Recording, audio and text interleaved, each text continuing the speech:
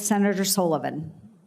Thank you, Madam Chair. Gentlemen, congratulations on your nomination. Thanks for your service, you and your families, so really appreciate it.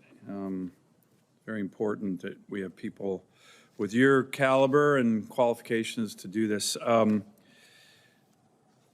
like, first of all, for you two to commit to coming to Alaska with me, seeing our great Army, the 11th Airborne Division, maybe better than the 82nd Airborne Division already.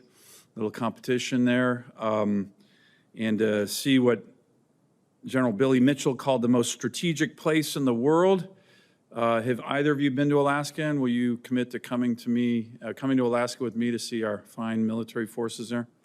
Senator, my mother-in-law was a public school teacher in Anchorage for 25 years. Excellent. She Great. said that I can only go if it's cold, during the cold months. Okay, well, I like that answer. Good. Thank Senator, you to your mother-in-law, by the way. I visited Alaska years ago as a tourist, but I agree with my friend here. I'd like to go up in the winter. That's the time to go. So I'd like to go see it then. Great. Good. Well, we will do that in the winter. I'll take you to Eielson and Fort Wainwright, Fort Greely. It'll be 30, 40, 50 below zero, where our tough Arctic warriors train in that kind of temperature. On an issue that actually has been a real troubling one in Alaska, we have these great military members. Our Army does such a great job. You know, the 11th Airborne has now stood up in Alaska. 49th Missile Defense Battalion at Fort Greely. That's an Alaska National Guard unit. They literally protect the entire country. They have this great motto, the 300, protecting the 300 million. That's where all the ground-based missile interceptors that shoot down any incoming missiles that would hit Washington, D.C., New York City, Miami, it's all based in Alaska. That's Army as well. A lot of people don't know that. But we do have we've had over the last several years a very high rate of suicide among our active duty forces in Alaska, particularly the Army. Can I get your commitment, gentlemen, even before you get up to Alaska, to continue to work? I think the Army's done a good job.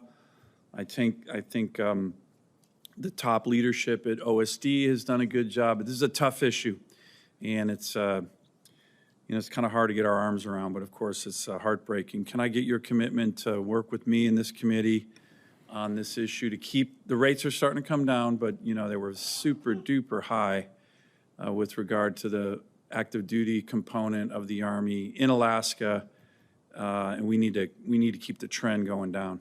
Can I get your commitment to work with me on that? Absolutely, Senator. It's suicide, something that I think many of us in uniform have had firsthand experience with, and I think that the Army and the DoD writ large has done a great job with understanding mental health is health care. Yeah. The effects and the treatment of PTSD, and then the mitigation of TBI.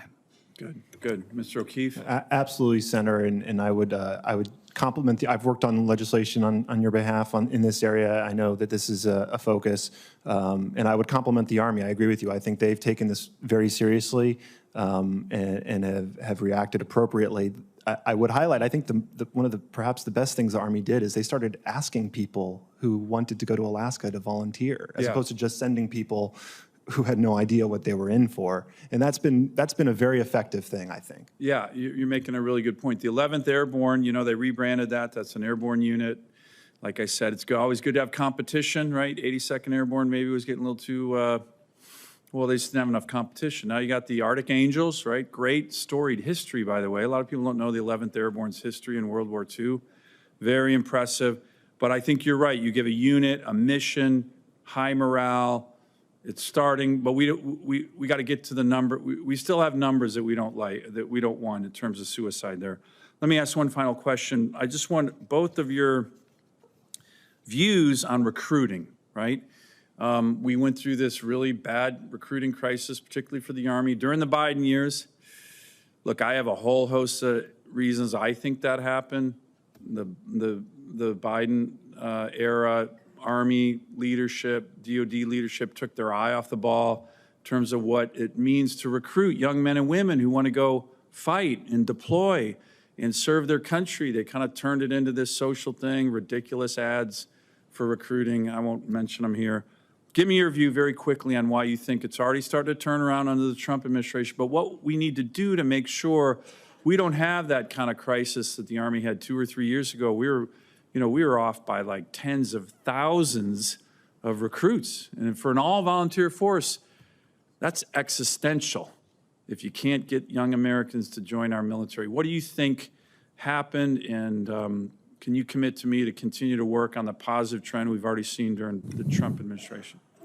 Well, Senator, I'll be happy to elaborate on the record, but what I believe are our Army senior leaders, and this is specific to the Army, have to be the ones that go out and engage with local and state civic leaders, and that will make sure that our recruiters are a part of the landscape and have the access that they need to those high population areas. And I think that they can then describe the opportunities and instill a sense of pride and ownership in civil service and in military service.